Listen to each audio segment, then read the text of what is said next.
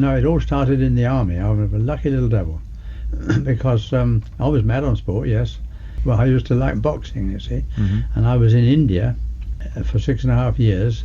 I became the flyweight champion of the British Army in India, you see.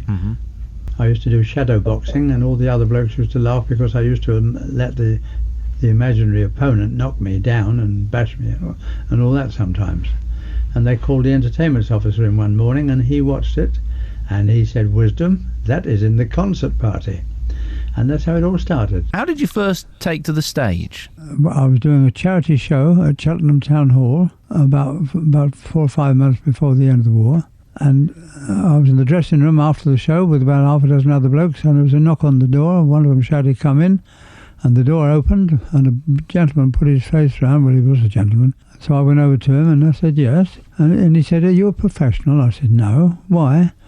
And he said, "Well, if when you leave the army you don't try to become a professional, you must be raving mad." And I said, "Well, that's very kind." And, you know, after the war, which was finished about 6 months later, I was out of the army.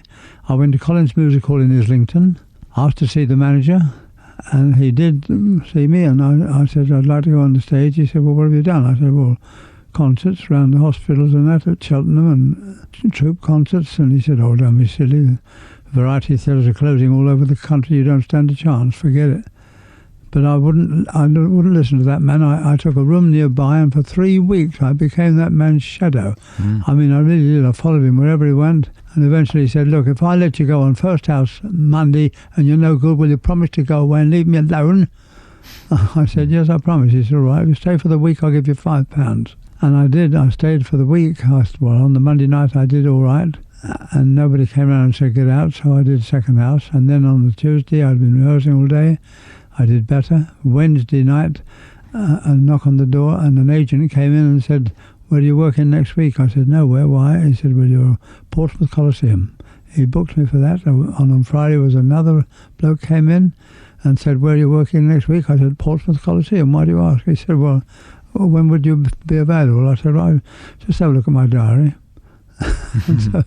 And then that was it. And that was my start into show business. And the gentleman who had said, "If when you leave the army, you don't try to become a professional, you must be really mad," was Rex Harrison. You did your first Royal Variety performance back in 1952. Those sort of opportunities over the years, I don't know how many you've done now in total, but I mean, they must be some of the greatest achievements in your career, are they? Oh yes, one of the most exciting, some of the most exciting things I've done. Yes, show business. I've done 9 of them.